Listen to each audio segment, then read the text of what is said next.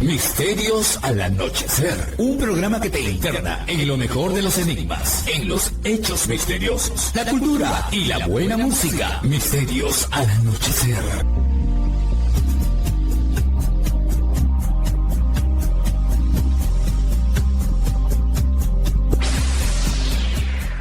Misterios al anochecer ha llegado con lo mejor de los enigmas, la cultura, la espiritualidad y más. Las noches de la semana en Arequipa y los domingos en Lima Sur. Misterios al anochecer.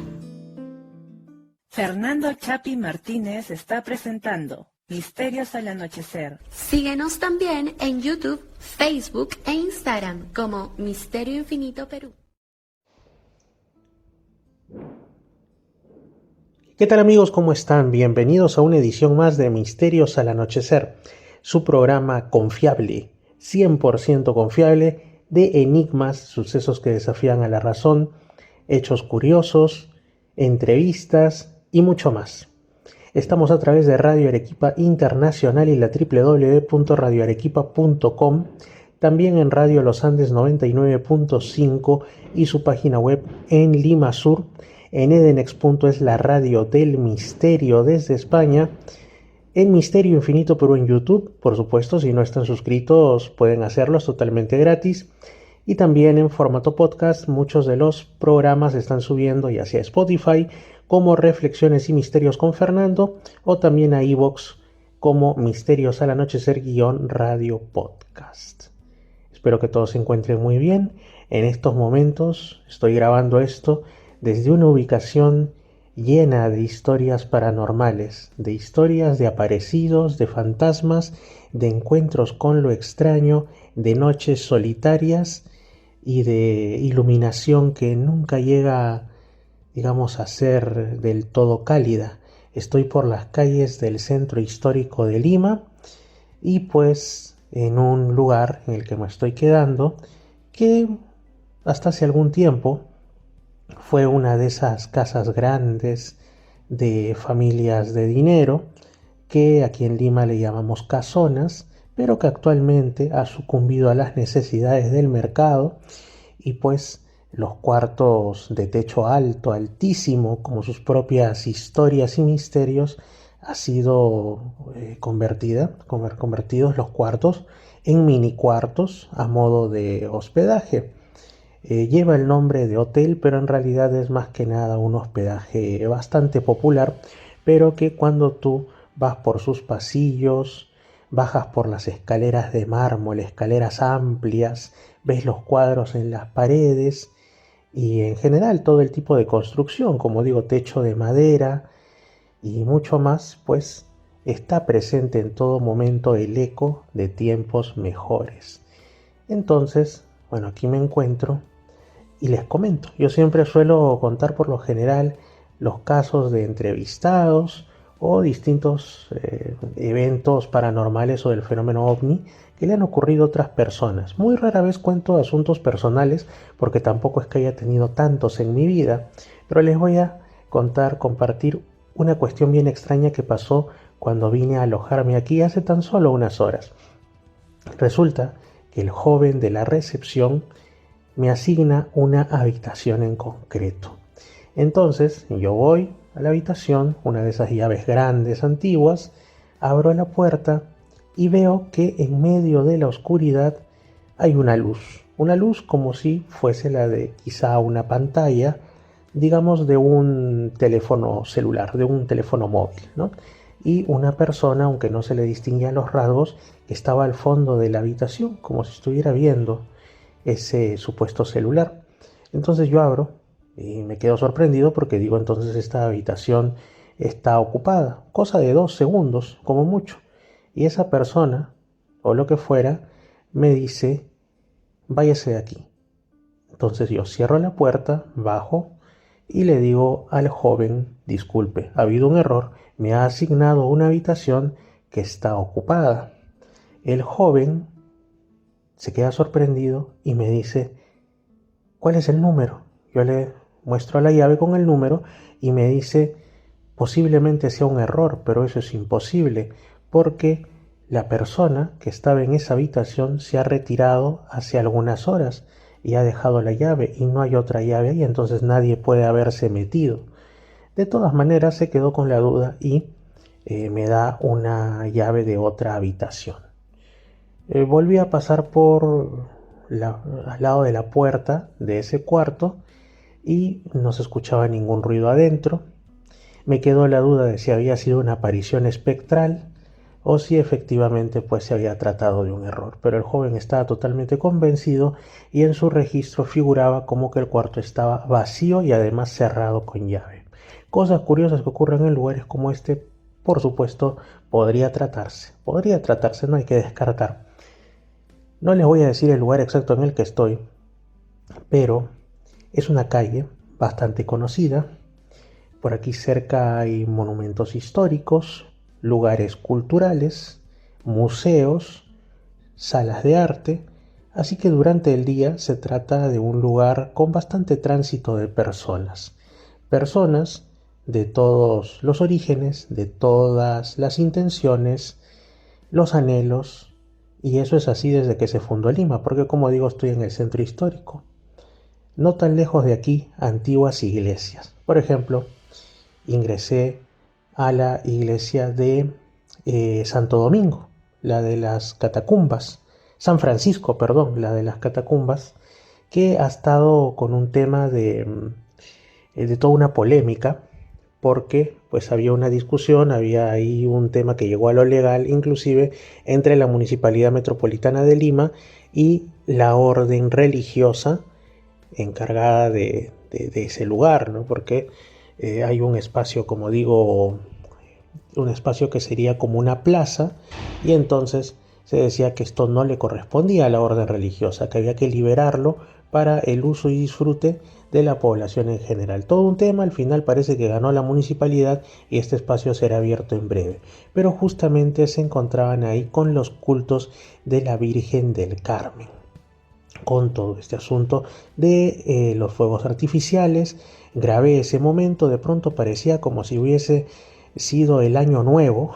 La gente se quedaba sorprendida porque irrumpieron los fuegos artificiales en medio de la noche en una calle que además es bastante antigua y donde han pasado también sucesos curiosos, porque uno de los lados de esta iglesia de San Francisco se llamó en su momento la calle del Milagro, porque se comenta que justamente ocurrió en uno de tantos terremotos de los que terminaron por dejar muy maltratada a la ciudad de Lima en el periodo español, que la gente estaba obviamente horrorizada al ver cómo las casas se venían abajo, las propias iglesias se rajaban, y de pronto alguien parece que estuvo dirigiendo sus plegarias hacia una imagen de la Virgen María que estaba sobre una de las puertas del complejo de San Francisco, y pues observa aparentemente que esta imagen de la Virgen María se mueve y dirige su posición hacia el altar, donde se encuentran obviamente imágenes que tienen que ver con su Hijo nuestro Señor Jesucristo. Esta persona, se dice que muchas, en realidad más de una persona, que observan este movimiento de la imagen, dicen que no se atribuía a que pues todo se estaba moviendo en general por el movimiento sísmico, valga la redundancia, sino que fue una especie como de plegaria de la imagen de la Virgen que le pedía a su hijo que aplacara su furia y que dejase de moverse la tierra y los elementos. Entonces, desde ahí quedó la idea de la calle del Milagro. Lo que también nos habla de cómo antes la capacidad de las personas para asombrarse y las explicaciones de tipo espiritual, místico, religioso, milagroso eran mucho más comunes que ahora. Y esto incluso yo lo tenemos todos en mayor o menor medida, porque como yo les estoy diciendo, yo me planteo que quizá pudo haber sido que por el propio movimiento y el vaivén del terremoto esa imagen se movió. En esa época no. Lo que todos pensaron, o casi todos al menos, es que se trataba de un movimiento milagroso. Así que toda esta zona tiene bastante, digamos, huella mística, una huella que a veces hasta ahora se hace patente. Y Más allá, mucho más allá, por ahí también estaba transitando el parque universitario y pues por ahí también está la iglesia del Sagrado Corazón, conocida también como la iglesia de los huérfanos. Y el día de hoy al entrar reparé en un detalle que antes no había observado. Entré, estaba ahí una imagen religiosa muy bonita que había salido en procesión y justamente de pronto al pisar me doy pues con la sorpresa, que en realidad no sería tanta, simplemente que antes no había pasado por esa parte, de que suena hueco, hay madera e incluso hay como una especie de puertecilla, una trampilla en el piso que indica que habían hecho algún tipo de labores y seguramente debajo del templo habían encontrado criptas que aún no están abiertas al público. Similar situación ocurrió también en el ya mencionado complejo de San Francisco, que incluye la Basílica de la Soledad. Cuando estuvieron haciendo no hace tanto las labores arqueológicas, encontraron los restos de una primitiva capilla de la Soledad del periodo español, obviamente, y de criptas que no están abiertas al público.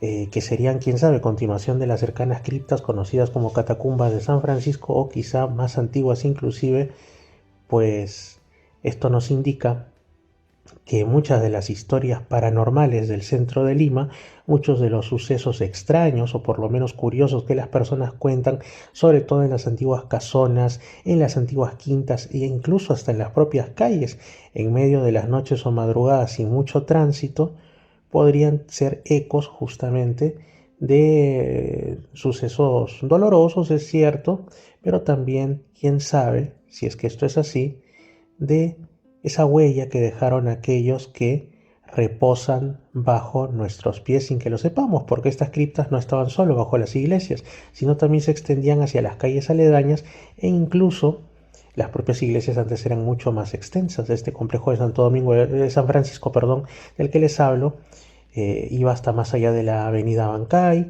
y por ahí también debajo seguramente continuaban las criptas. Entonces hay que conocer la historia de nuestra ciudad, en este caso de Lima, lo cual también es totalmente válido para Arequipa, donde nos están escuchando, donde también hay iglesias antiguas, donde también ha habido cambios en el tejido urbano, para entender por qué pueden ocurrir ciertos sucesos también extraños que desembocan en leyendas, que desembocan por ahí en historias populares muy interesantes. Y hablando justamente de estos ecos del pasado, me encontraba hace unos días en un sitio al sur de Lima, que es Chilca, un lugar asociado comúnmente a temas de fenómeno ovni, fenómeno paranormal y de leyendas interesantes, pero estaba buscando información bibliográfica, libros sobre el pasado de ese lugar. Por ejemplo, los trabajos del arqueólogo Frederick Engel. Había un libro de la década del 60, otro de la del 80 y otros más, de décadas también por ahí. Entonces me topo con la existencia de un sitio arqueológico que actualmente ya no se ve en la superficie, que se llamaba Chilca Pueblo 1. Ya no se ve en la superficie porque por ahí ha pasado al costado de la carretera Panamericana Sur y también pues a los lados, muy aparte del huaqueo y de la depredación, han construido distintas estructuras actuales. Y muy interesante porque se trata de más de 100 tumbas, 115 tumbas decían ahí, que tenían pues una antigüedad de tiempos en los que ni siquiera se había dominado todavía el trabajo de los metales, tampoco se conocía la cerámica, por eso junto a los cuerpos se encontraban elementos como esteras, tejidos muy sencillos, herramientas de caza, de pesca, herramientas también de lo poco que se podía cultivar por esos lugares, figurillas de barro sin coser, entre otros. Y lo que llamaba la atención es que en esas 115 tumbas habían, primero que estaban debajo de antiguas chozas, unas chozas que sobrevivieron solamente los cimientos y algunas cosas muy puntuales, ¿no? Pero estas 115 tumbas habían ahí varones y mujeres, ambos. No es que se le diera, digamos, un trato especial a los restos de varones o a los de mujeres. Digamos que en ese punto de vista había una cierta igualdad. pero también habían, por ejemplo, tumbas de ancianos o de adultos mayores, que así podríamos considerarlos tomando en cuenta la esperanza de vida en esos tiempos, que era mucho más reducida que en el presente. Por ejemplo, había una tumba de una persona de 50 años y ya los arqueólogos lo consideraban para esa época un adulto mayor o anciano. Y dentro de estos restos pues había justamente de una persona de edad relativamente avanzada que había tenido una fractura importante en uno de sus huesos que le impedía caminar, desplazarse y por ende obtener su sustento mediante la caza o la agricultura o la pesca. Pero se notaba que este hueso había sido soldado, en el sentido, pues, digamos, que había guardado a esta persona reposo, alguien o posiblemente toda la comunidad lo había cuidado y había tenido esta oportunidad de sobrevivir y seguramente también lo habían alimentado, lo habían aseado y todo.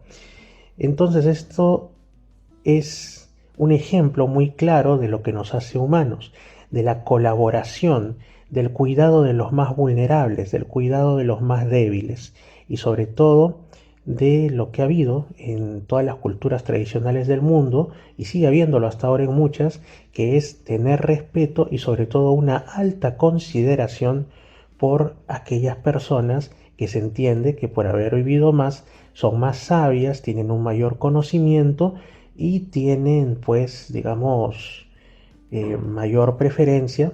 Conviene más que sean los líderes naturales de una comunidad, lo cual contrasta con esta distorsión, esta degradación que ha sufrido la cultura actual posmoderna, que seguía pues por una serie de lógicas frías, lógicas de únicamente todo aquello que puede contribuir al engranaje de la generación económica y nada más, atentando contra la dignidad humana, y en los que también la cultura del descarte hace que se vea a los adultos mayores muchas veces como una carga o como, digamos, seres humanos que son más un peso para la sociedad o para la economía, para los programas sociales, que algo que contribuya a la bendita generación de dinero, olvidando su sabiduría y olvidando que las generaciones nuevas o relativamente nuevas no seríamos nada sin aquellos que pues nos sustentaron y que nos transmitieron y nos siguen transmitiendo su sabiduría, que son los adultos mayores. Entonces ahí podemos encontrar esas lecciones que nos dejan los más antiguos pobladores, en este caso estoy hablando de ese asentamiento Chilca Pueblo 1 al sur de Lima, estas tumbas, pero también hay otra cosa, así como había restos de ancianos y de hombres, de mujeres, de distintas edades, enterrados por ejemplo con posturas distintas de los brazos, a veces con una mano o ambas manos sobre el rostro, o con una sobre el rostro y otro sobre el pecho o el abdomen. Quizás sean simbolismos que ya nunca podremos recuperar, se han perdido simplemente en la noche de los tiempos, o que tenían así como unas piedras puestas sobre la parte del estómago, que los arqueólogos especulaban que podía ser para que el cuerpo no de alguna manera se deslizara sobre el suelo arenoso. Eh, bueno, podía ser, ¿no? O quizá obedecía a algún tipo de creencia espiritual, quién sabe. Podía ser como en algunas otras culturas del mundo, que se ponían determinados elementos para que, entre comillas, el muerto no volviera a la vida, no se convirtiera en un fantasma, en un muerto viviente, nunca mejor dicho, o algo por el estilo. ¿Quién sabe? Todo es especulación. No tenemos ya manera de saberlo, a menos que alguien invente una máquina del tiempo, ¿no? Eso, pero también algunos cuerpos estaban orientados de norte a sur, otros de este a oeste. Este segundo simbolismo es más interesante porque se repite en muchas civilizaciones alrededor del mundo, simbolizando el curso del sol en el cielo, ¿no? El sol que sale por el este y se oculta hacia el oeste. Algunos con la cabeza hacia el oeste como hacia el ocaso de la vida, simbólicamente, o la cabeza hacia el este representando el nuevo nacimiento en un mundo más allá de lo físico. Es decir, que en ese tiempo también ya tenían esta concepción de que la vida no termina con el fallecimiento, sino que sigue más allá. ¿Se dan cuenta? Todo lo que nosotros podemos sacar, podemos interpretar de estos restos. Pero lo que yo también quería llegar es que igualmente se encontraron, y no uno ni dos, sino varios restos de niños muy pequeños que habían sido enterrados con los mismos elementos, el mismo cuidado y el mismo esmero y respeto que los restos de los adultos e incluso de fetos. A esto quería llegar. Había entierros de fetos, incluso uno bajo el cuerpo de la que sería su madre, que posiblemente había muerto estando embarazada. Había fetos, por ejemplo, que incluso a uno lo habían enterrado con un collar como si fuera collares de perlas, pero de piedras de colores de verde y otras tonalidades, envueltos en esteras, en dos capas de esteras, tejidas lo mejor posible.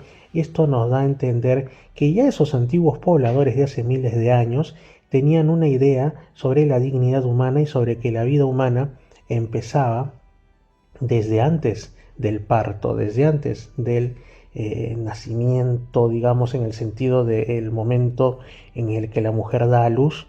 Posiblemente no tenían idea como ahora la tenemos de la concepción, ¿no? De la unión del óvulo y el espermatozoide, porque para saber eso, pues tendrían que haber dispuesto de elementos para la observación microscópica, pero ya intuían algo les decía su sentido común y consideraban incluso a esos pequeños en formación como seres plenamente humanos a los que se les daba el mismo trato, respeto, esmero y esperanza de supervivencia tras la muerte física que a cualquier adulto o anciano. Esto nos da una gran enseñanza para los tiempos actuales, en los que también la cultura del descarte ha consagrado en algunos países, incluso ya en la Constitución, como un derecho el tema del aborto. Yo sé que este es un asunto bastante polémico, hay mucha gente que se araña, se afecta. Cuando alguien pone estas cosas en tela de juicio lo tildan de retrógrada, de machista, misógino y toda una colección de palabras y palabras. Pero aquí se trata sencillamente de que, yo entiendo, en todo hay circunstancias y matices. Se puede, digamos así, de alguna manera convenir en que ciertos casos sí aplicaría el que para salvaguardar la vida de la madre puede ser necesario realizar algún tipo de intervención para salvarle, aunque implique que el bebé en formación, cuando está en etapas muy tempranas de su desarrollo, tan solo algunas semanas o quizá un mes o 2 meses como mucho, pues pueda no llegar a término ese embarazo. Pero ahora se ha tergiversado ese asunto y se habla pues del aborto libre, incluso en algunos países ya consagrado hasta el momento mismo antes digamos de dar a luz al niño o niña, con lo cual ya se estaría hablando directamente de un infanticidio más que de un aborto. A ese nivel de degeneración y de desprecio por los más débiles se ha llegado en la sociedad actual, que supuestamente es moderna y llena de derechos, ¿no? Y justamente por eso es importante ir a los libros antiguos, porque estoy seguro que en los libros actuales este tipo de informaciones no las pondrían porque serían muy incómodas. O bueno, en todo caso, informarse sobre lo que ya creían las culturas antiguas, ¿no? Ahora se nos trata de dar una imagen del pasado bastante tergiversada, bastante ideologizada. Se habla de supuestas cuestiones en las culturas antiguas, como que el aborto era algo normalizado. Por solamente hablar de esto, también hay de otro tipo de asuntos más, pero convenientemente se olvida de que también hay pruebas en sentido contrario, de que había un respeto por la vida y, en cierto modo, vamos a llamarlo así, por el sentido natural de las cosas. Así que fue muy interesante revisar esos libros antiguos sobre el pasado de esta zona al sur de Lima y no quedarse únicamente leyendo los elementos arqueológicos encontrados, sino sobre todo sacando una enseñanza para el presente. A veces las generaciones anteriores son las que tienen que alzar la voz desde ahí donde se encuentren para guiar a la actual sociedad que anda cada vez más descaminada. Hay también otro tipo de noticias por estos días. A mí me gusta mucho leer y enterarme sobre asuntos que tienen que ver, por ejemplo, con la realidad política cambiante de nuestro mundo. Y es así como nos encontramos, por ejemplo, con el casi surgimiento de un nuevo país. Digo casi porque no se concretó. Resulta que después de muchos intentos de independencia, que llegaron incluso en años anteriores a desembocar hasta en violencia, en Nueva Caledonia, en este hasta hace poquito territorio de ultramar de Francia en el Océano Pacífico, y después, como digo, de distintos referéndums en los que ganaba repetidamente el no a la independencia, en la mayoría de casos con muy poco margen a favor, y de acusaciones por parte de los independentistas que decían que Francia pues lo que hacía era que llenó esas islas con inmigrantes de la metrópoli de la propia Francia para que voten en contra de la independencia. Bueno, lo cierto es que ahora se llegó a un estado que es una especie de vía media. Consiste en que en la propia Constitución de Francia se va a mencionar a Nueva Caledonia como un estado dentro del estado francés. En realidad había varias vías posibles. La primera, que se convierta en una nueva nación independiente. La segunda, que sea, digamos, una provincia más, un departamento más, una región más de Francia. O también la otra era que se convierta en una especie de estado libre asociado, como lo es, por ejemplo, Puerto Rico con Estados Unidos, o también las Islas Marianas del Norte con Estados Unidos, pero en este caso optar por esa vía media entre el ser colonia y el ser independientes respecto de Francia. Al final han optado por una condición muy sui generis, que es la de un Estado dentro del Estado. ¿Qué implica esto? Que incluso se crea ya a efectos legales la nacionalidad Neocaledonia, sería o Caledonia directamente, es decir que a menos que esto por ahí sea, bueno, que haya algún cambio, ¿no? que sea rechazado por, digamos, las instituciones de la propia Nueva Caledonia, pero si todo va bien, lo que ocurriría es que, por ejemplo, los habitantes de ahí tendrían tanto la nacionalidad del Estado neocaledonio como la nacionalidad francesa. Es una nueva realidad política que nos llama la atención, pero se espera que esto contribuya a que ya no hayan, por lo menos por un tiempo, más estallidos de violencia en Nueva Caledonia, lugar que además ha sido colonizado por los franceses desde el siglo XIX. Tampoco es que tengan, digamos, más tiempo que eso, y que nos hace pensar con las distintas varas con las que se ha medido el asunto de la descolonización. Por ejemplo, hay países que fueron prácticamente obligados a dejar las últimas colonias o provincias que se querían entender como colonias que tenían hacia la fuerza, como el caso de España, que prácticamente los obligaron a que dejen la Guinea Española, actualmente el país de Guinea Ecuatorial en África, que pues no les sirvió de tanto la independencia al final, porque cayeron en las garras de la dictadura que hasta ahora los oprime. Y después, en el caso del Sahara español, actualmente conocido como el Sahara Occidental, para algunos la República Árabe Saharaui Democrática, bueno, lo dejaron ahí y al final cayó en las garras expansionistas de Marruecos. Pero bueno, como Marruecos es un país árabe, musulmán, africano, entonces no lo ven tanto como un país imperialista, porque se ha vendido la idea de que el imperialismo es casi exclusivamente una cuestión occidental, ya sea por parte de los europeos o de los estadounidenses y otros, pero en realidad países imperialistas hay en todas las realidades y todos los continentes. Por ejemplo, el expansionismo musulmán ha sido un tipo de imperialismo, que lo llamaran califato o de otra manera, o que dijeran que se expandieron por fines principalmente religiosos. Ese es otro asunto, pero era un tipo de imperialismo que destruyó muchas culturas, o en todo caso las hizo cambiar contra su voluntad, que lo mismo ha ocurrido cuando han ido a otras partes del mundo. Igual, lo que siempre se habla de los europeos, los franceses, los españoles, los portugueses, los ingleses y otros. También el caso de los turcos otomanos, que invadieron la mayor parte de la cuenca del Mediterráneo y aún más allá, y pues a pesar que lo llaman Imperio Otomano no se suele hablar mucho del imperialismo turco, posiblemente porque son de origen asiático, y también ha habido imperialismo japonés hace menos de un siglo con el tema de la Segunda Guerra Mundial y todo lo que ocurrió, o por supuesto por parte de tantos otros países.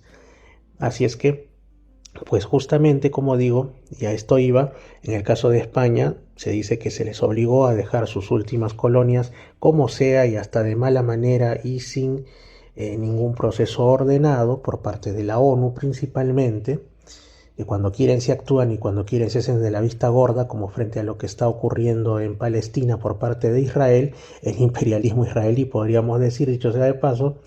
Pues hay otros países que sí han pasado piola, que han seguido manteniendo colonias bajo otros nombres, llamando a los territorios de ultramar, todo tipo de eufemismos, pero siguen siendo colonias, como el caso de Francia, que tiene un montón de territorios repartidos por el mundo, que son pequeñas islas, y alguien puede decir, pero ¿qué importancia tienen esos territorios tan chiquitos, de los cuales el más grande pues será la Guayana Francesa, ¿no? Que comparado con los demás territorios y países de América del Sur es una cosa pequeñita. Claro, pero si ponemos a la Guayana Francesa comparado con el tamaño de los países europeos, es un territorio grande. Y pues también lo que genera, en el caso de Francia y en el caso también de Reino Unido, que tiene igual multitud de pequeños territorios por distintas partes del mundo, es que generalmente, y sobre todo cuando son islas, generan una zona alrededor que es una zona económica exclusiva. En otras palabras, digamos que se extienden más allá del simple pedazo de tierra, con que esté habitado, así sea pequeñito, así sea de 1 kilómetro, igual también se adueñan ellos de una importante porción de mar, de océano, con los recursos que ahí hay, y también por cuestiones geopolíticas, estratégicas, y que hasta no hace tanto tiempo se utilizaban abiertamente, como en el caso de ciertos atolones como el de Mururoa en el Pacífico y otros, para pruebas de armas, de bombas de distintos tipos que dañaban la ecología y todo. Y uno decía, ¿qué hace Francia? ¿Qué hace Inglaterra? ¿Qué hacen estos países haciendo un montón de cosas? O los Estados Unidos en medio del Pacífico o del Atlántico. Bueno, justamente es porque tienen ahí, como digo, aunque le llamen de otra manera, sus colonias, y nadie los obliga, ahí si no aparece la ONU, para invitarlos a la fuerza a que emprendan la descolonización. Tanto así que, como digo, lo que ha ocurrido ahora con Nueva Caledonia es que han hecho todo este tema, ¿no? De ya un estado dentro del estado, pero no los dejan ir. Y así tantas otras cosas que ocurren. Vamos ahora con un retrocaso. Hace tiempo que no tenemos retrocasos en el programa.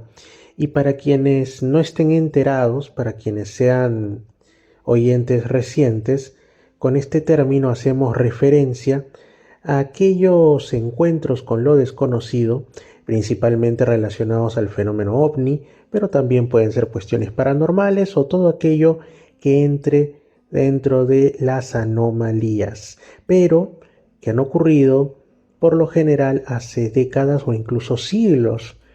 Antes de la década de los 50, antes de 1947, que es el año que se suele entender como el del inicio de la era moderna del fenómeno ovni y de lo que ahora entendemos como ufología. Vamos a ir bastante atrás en el tiempo. Esto fue reseñado por Scott Corrales en la revista Arcana Mundi, una revista de la esfera anglohablante, pero que también hay artículos, reportajes de la misma que se encuentran traducidos al español en distintos lugares de la internet.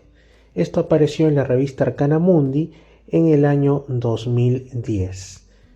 Es la historia de un hombre que en 1888 observó un 2x1, un combo que tiene que ver con los misterios y que incluso se ha reportado en épocas, digamos en años mucho más cercanos a la actualidad, los avistamientos de extraños seres que se asemejan pues a homínidos, que en algunos lugares le llaman el Sasquatch o el Pie Grande o Bigfoot o el Hombre de las Nieves. En general, estas criaturas que a veces se encuentran en extraños bosques y que tienen una similitud intermedia entre quizá los grandes simios y también los seres humanos más primitivos, por lo que han surgido ciertas hipótesis de que podrían tratarse de supervivientes de lejanas épocas que quedan en escaso número en lugares muy escondidos, es decir, de especies que hace mucho tiempo se separaron quizá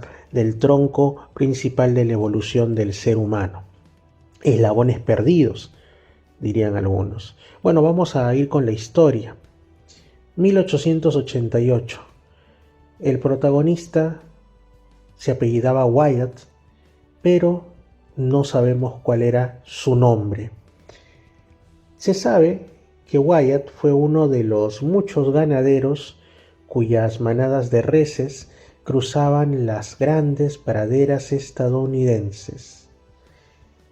Wyatt fue uno de los primeros hombres blancos, como se denominaban ellos a sí mismos, en observar a un ser que hasta ahora nos parece más de leyenda, sobre todo presente en las leyendas de los nativos americanos, de los indígenas norteamericanos.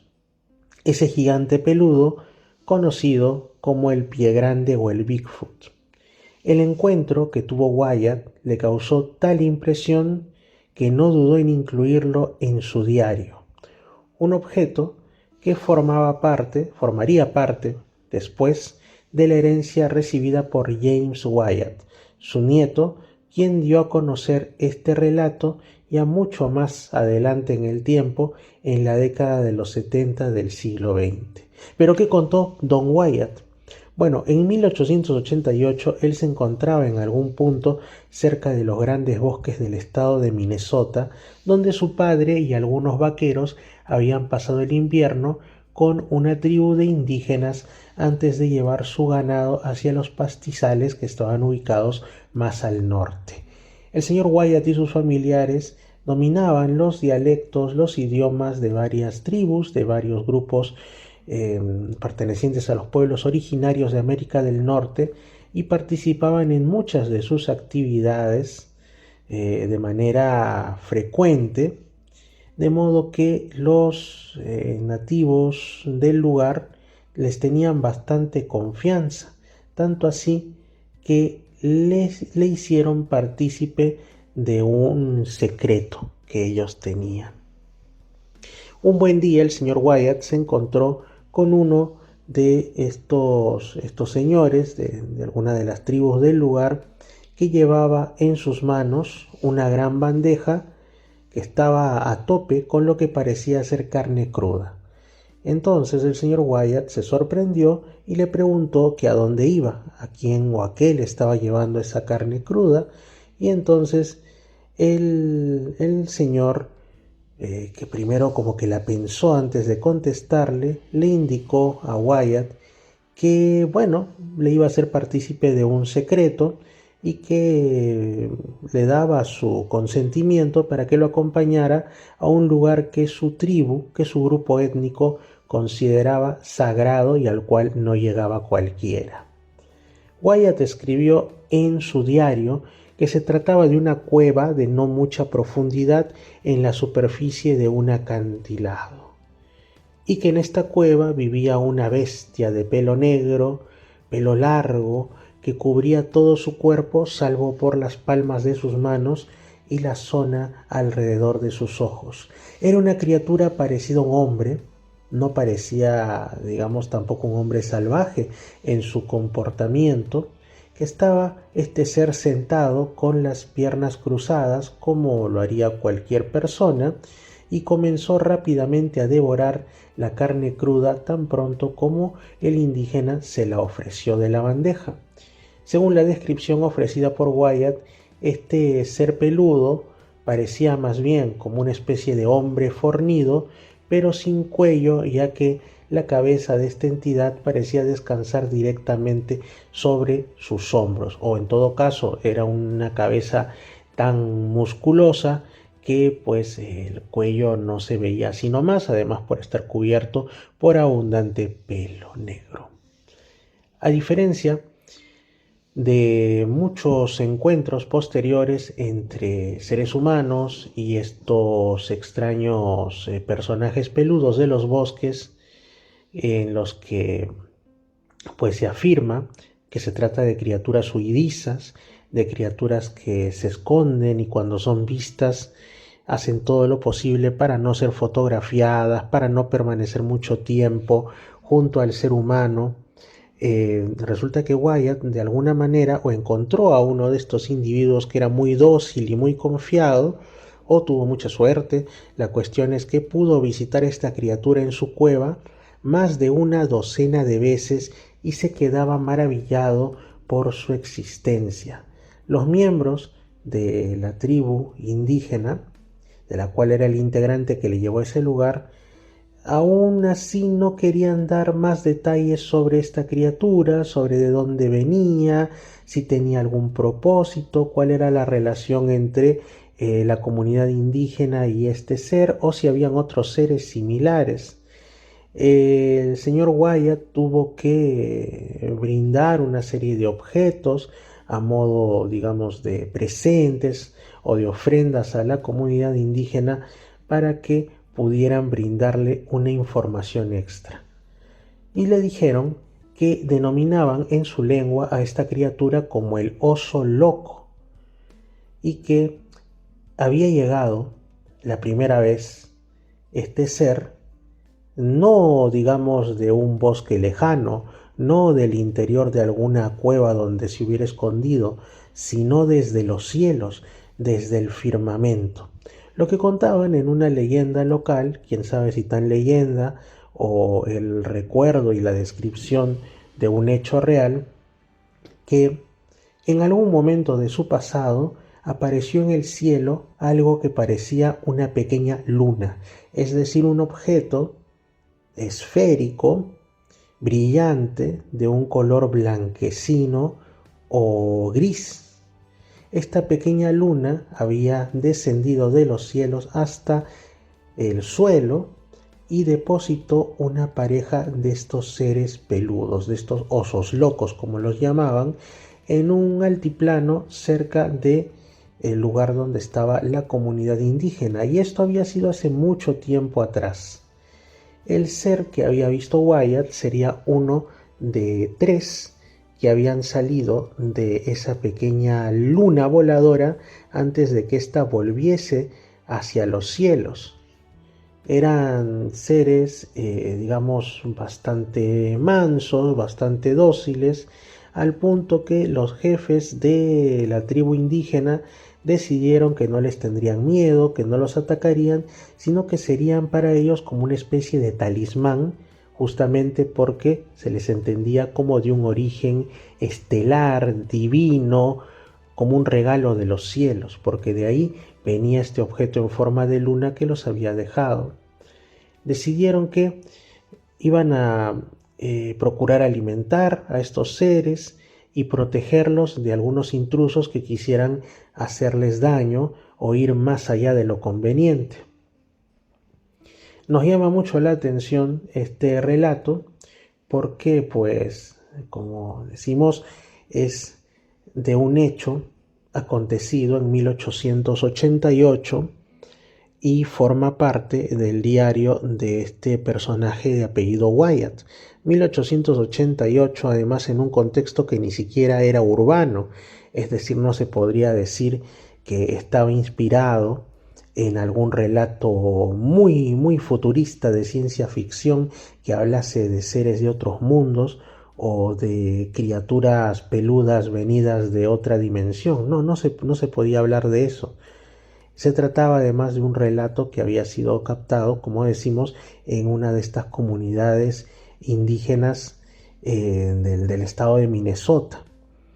Así que lo que nos queda de repente por, no sé si concluir, pero al menos como una idea tentativa desde nuestra óptica actual, es que quizás se trataba de seres que habían venido no a través de una luna en el sentido de un satélite natural que hubiese descendido hacia la Tierra, lo cual es un imposible, sino de un objeto tecnológico, alguien diría una nave extraterrestre que los había dejado por algún motivo aquí en la Tierra. Y como digo, en el caso del Bigfoot, el pie grande, hay muchos casos bastante más actuales en los que se aprecia una relación con el fenómeno ovni. Muchas veces cuando hay testigos que han mencionado que han visto algunas de estas criaturas, también afirman haber observado luces extrañas en los cielos, o extraños sonidos, o directamente esferas, o lo que parecen ser naves de consistencia metálica.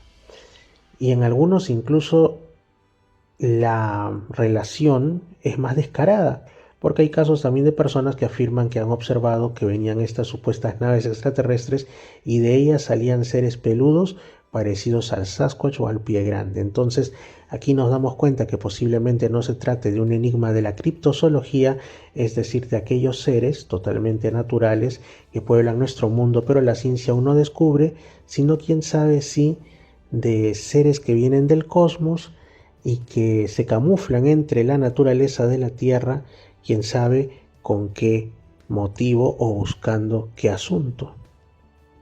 Vamos a ir con otro caso que también se encuentra reseñado justamente en la ya mencionada revista Arcana Mundi, un caso más que extraño, porque cuando nos hablan de avistamientos de seres supuestamente de otros mundos, todos tenemos pues como primera imagen que nos llega como referencia los famosos grises, estos seres macrocéfalos de ojos negros grandes almendrados, boca y nariz casi inexistentes y que parecen sacados de nuestras peores pesadillas, de escaso tamaño, de brazos y en general con textura sumamente delgada, y que no estarían tan lejanos de las descripciones de ciertos diablos, demonios o duendes de tiempo atrás. Quizás sean lo mismo, solo que ahora les intentamos poner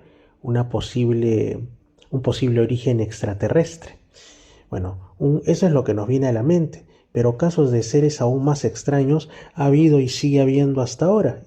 Y de igual manera los testigos suelen, por lo general, intentar explicarlo como la aparición de un ser de otro mundo. Entonces vamos a contar, como digo, otro caso que también apareció en Arcana Mundi y que pasó en un mes de julio, pero de 1978, concretamente el 8 de julio del 78 a las 23 horas u 11 de la noche, en el condado de Richland, en Ohio, Estados Unidos, otro caso estadounidense. Una criatura a la que quienes lo observaron denominaron como el Big Head, o sea, el cabeza grande, el cabezón, el mitrón. Los testigos eran dos adolescentes, dos amigos de nombre Eugene Klein y Ken O'Neill, ambos de 17 años, que estaban caminando a lo largo de los bordes de una vía férrea, cuando en eso escuchan un sonido muy extraño entre la maleza circundante. Cuando miran hacia la izquierda, que es de donde venía el sonido, pudieron observar un objeto no identificado. Les pareció que era un objeto de unos 7 pies de alto, lo que serían metros, unos 2 metros 10 más o menos, y que no era tan objeto porque tenía una especie de ojos, unos grandes ojos brillantes y rojos. Inmediatamente, presas del susto, de la sorpresa y posteriormente del pánico, empezaron a correr hacia su casa. Bueno, en realidad el que corrió fue Ken O'Neill, porque Eugene se había quedado como petrificado por un espacio de tiempo indeterminado, sintiendo que recibía una especie de orden, recibía una especie como de influencia que le obligaba a acercarse hacia la criatura. Era como una especie de hechizo, pero en determinado momento esto se interrumpe y es ahí cuando Eugene recobra la capacidad de moverse y se fue corriendo, se fue a donde pudiera ser lo más lejos posible de esta criatura. Eugene, que había estado mucho más rato entonces frente a este ser, proporcionó la siguiente descripción del personaje: 7 pies de altura, o sea 2 metros 10 más o menos, con una cabeza redonda, esférica, mucho más grande que el cuerpo, sin manos ni pies visibles, unos ojos rojos enormes, pero no pudo especificar si tenía pelo, piel, escamas o algo así. Y además no es que se tratara de un ser que estuviera en silencio total, sino que producía un sonido, una especie como de gruñidos raros. No sabemos si era que el ser intentaba comunicarse o si acaso se trataba de otro tipo de sonidos, pero lo suficiente como para entender por qué Ken salió corriendo y Eugene se quedó paralizado, ya sea por el miedo o porque esta criatura estaba controlándolo de alguna manera, pero que apenas pudo se fue corriendo. Creo que todos los oyentes, o al menos la mayoría y mi persona también, si nos pasa algo así, nos daría por lo menos un poco de miedo y de desconfianza. Sabemos que hay países de los cuales llegan pocos casos que tienen que ver con el mundo del misterio y en general de muchas otras cosas. No porque no ocurran, no porque a la gente no les interese, no porque estos casos reciban necesariamente una interpretación fría y alejada de las posibilidades en cuanto a las anomalías, sino porque los regímenes que los gobiernan ponen un auténtico telón que impide que se puedan estos casos conocer desde fuera, un telón, digamos así, oscuro, tupido, un muro que evita que las informaciones puedan fluir libremente. Esto lo podemos entender, por ejemplo, en Corea del Norte y en algunos otros lugares donde, digamos, hay muchas cosas, hasta la internet, hasta los medios tradicionales y todo, que está férreamente controlado por el poder gobernante. Pero hay otros países que de alguna manera con el pasar de los años han ido un poquito relajando estos controles, pero que tiempo atrás sí eran totalmente cosas que no había manera de saberlas fuera. Estamos hablando dentro de estos países de China, que ahora es mucho más abierto que antes, mantiene todavía ciertas cositas, pero en general era mucho más cerrado en la década de los 70, por ejemplo. Y justamente este es un caso supuestamente acontecido en China en julio de 1977 y que fue dado, digamos, a conocer, fue de lo poco que sabemos de las cuestiones ufológicas en el gigante asiático, donde ocurrió concretamente en el condado de Shanpo, que queda en Fujian, China. 3.000 personas, ni más ni menos, asistieron a una presentación cinematográfica al anochecer en un espacio abierto, en un espacio al aire libre. Y en ese momento, cuando iban a ver la película, no sabemos cuál era ni de qué trataba, súbitamente 2 objetos grandes y anaranjados descendieron de forma rápida hacia la multitud desde los cielos. Eran 2 típicos platillos anaranjados y llegaron a bajar tan pero tan cerca de las personas, casi como si les quisieran golpear la cabeza con su presencia, que los testigos afirman que se produjo un gran pánico porque podían hasta sentir el calor que emanaban estos objetos, mientras todo se llenaba de un zumbido fuerte e intenso. Algunos de los testigos mencionaban que los objetos prácticamente llegaron a tocar tierra, otros dijeron que no, pero que sí estuvieron bastante cerca de las cabezas de los presentes. Fue un avistamiento breve, fue una cuestión que duró entre segundos y minutos no más, y esos objetos naranjas ascendieron de nuevo hacia el cielo para perderse en la oscuridad. Pero el pánico resultante produjo seguramente una estampida humana con un saldo de 200 heridos y 2 lamentables fallecimientos. pudieron comprobar las autoridades y los estudiosos también que pudieran estar por ahí que este fenómeno no correspondía ni a una ilusión óptica ni a algún fenómeno, digamos, ya sea meteorológico o alguna cuestión relacionada, por ejemplo, al proyector desde el cual salía la imagen de la película. Y estamos en una época en la que pues tampoco se hablaba mucho de hologramas o de algún tipo de estas cuestiones, o que te vas al cine sin darte cuenta y de pronto es 3D, 4D, 5D. No había nada de eso. Al parecer eran objetos reales que por algún motivo decidieron irrumpir en un momento pues tranquilo como es el anochecer, y además sobre un gran número de personas que lo único que querían era ver una película. Pero esto acabó incluso hasta en una tragedia con pérdida de vidas. Eso es para que vean los matices que tiene el asunto ovni. No es solamente de que alguien ve una cosa rara en el cielo y punto, sino que tiene influencia sobre el comportamiento humano, ya sea individual o ya sea, como en este caso, en un grupo de 3.000 personas. Vamos con un caso más que casi podría considerarse un retrocaso, pero por poquito se salva. Igual ha pasado ya más de medio siglo desde que ocurrió. Este caso, supuestamente,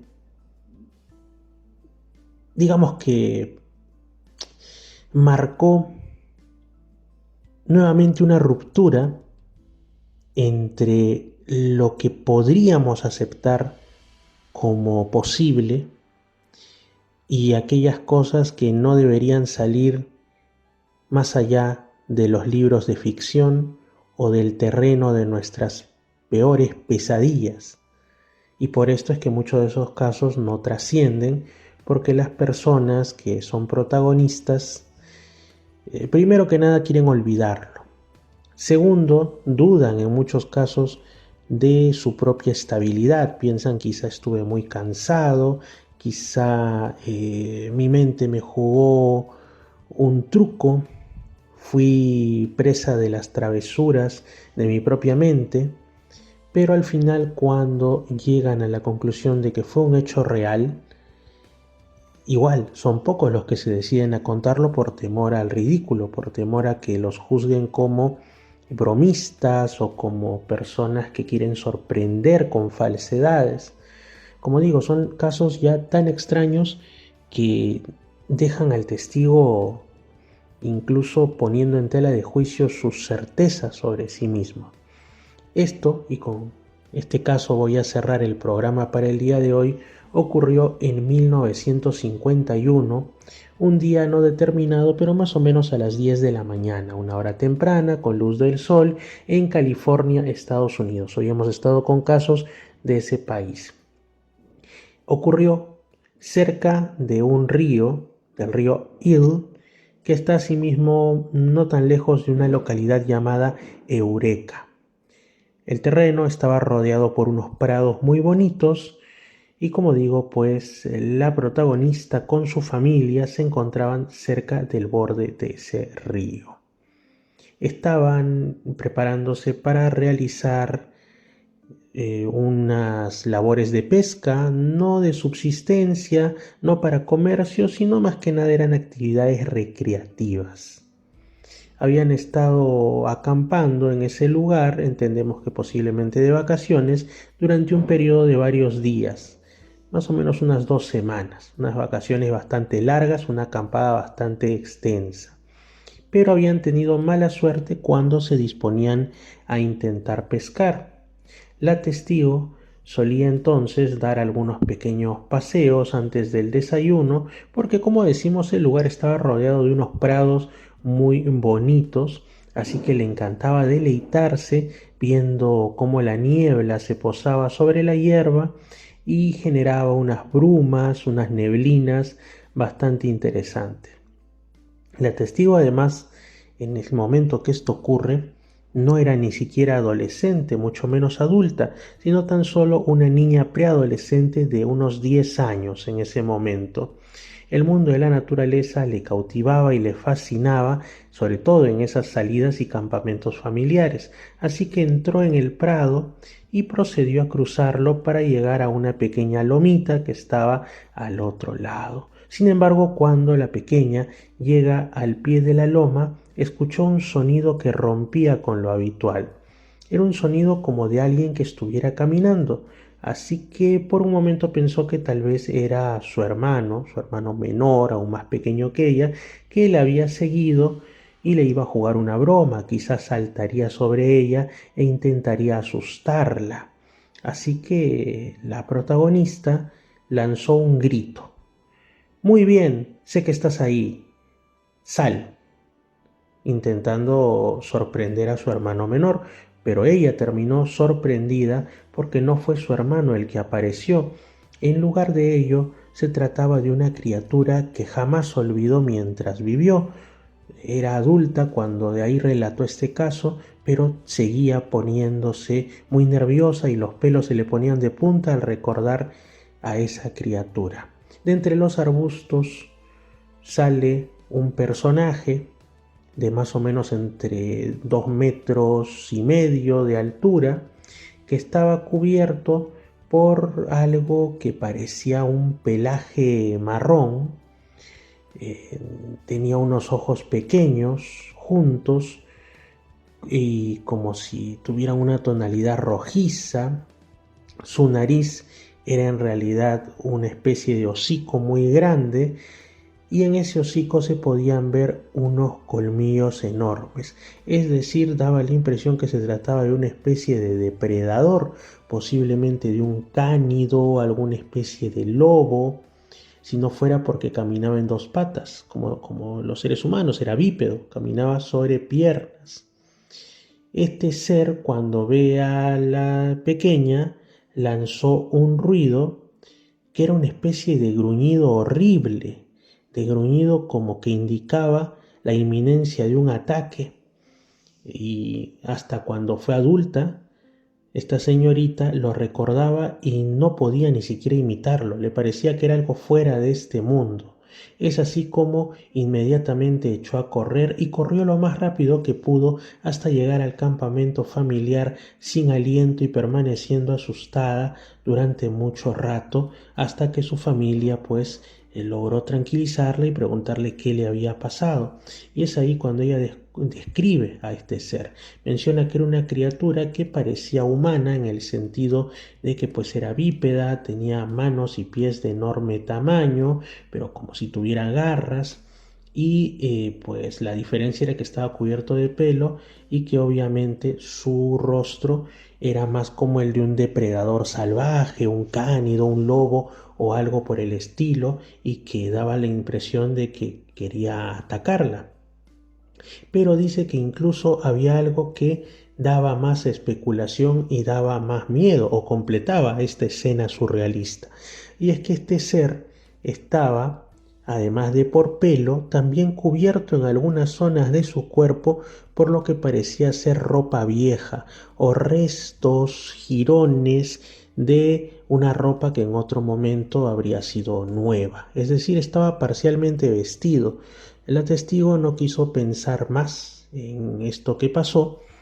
Seguramente su familia le dijo hasta el final que debió haber sido una pesadilla, se quedó dormida en el camino o algo por el estilo, pero da especulación, nos recuerda esas historias que figuran en novelas, en películas de hombres lobo, de licántropos, de seres que en algún momento, si bien todo el tiempo suelen aparentar, o la mayor parte del tiempo, mejor dicho, ser humanos, ya sea por un hechizo, ya sea por un brebaje o por una maldición, se transforman en animales, pero no exactamente en animales tal cuales, sino en animales humanizados, y muy violentos, atacantes, para después volver a su forma humana y pasar desapercibidos. De esto, como digo, hay referencias en leyendas, en películas, en novelas.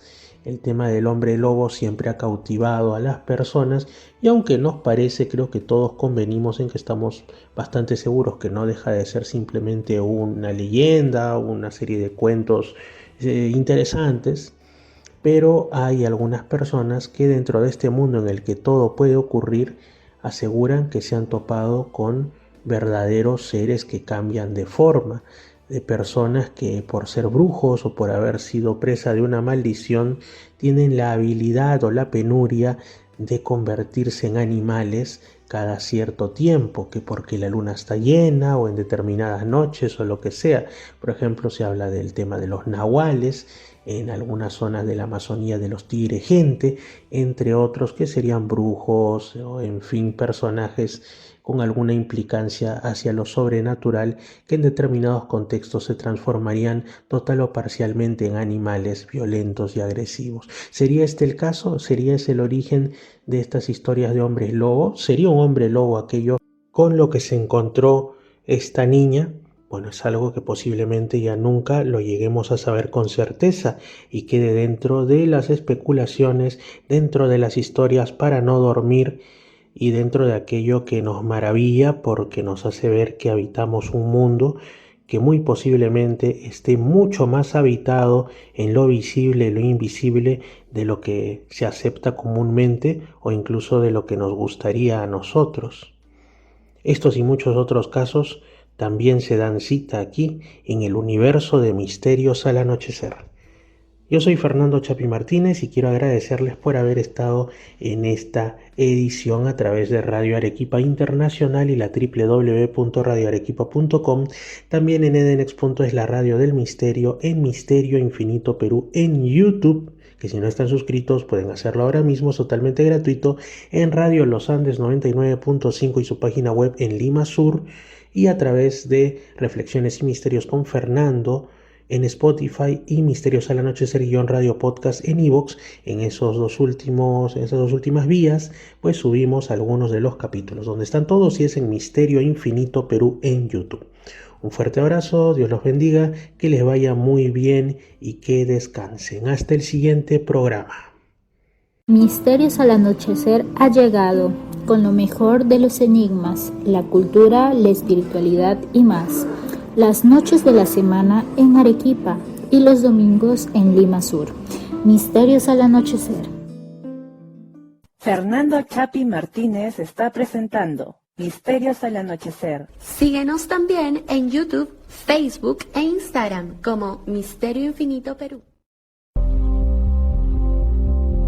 Misterios al Anochecer, un programa que te interna en lo mejor de los enigmas, en los hechos misteriosos, la cultura y la buena música. Misterios al Anochecer.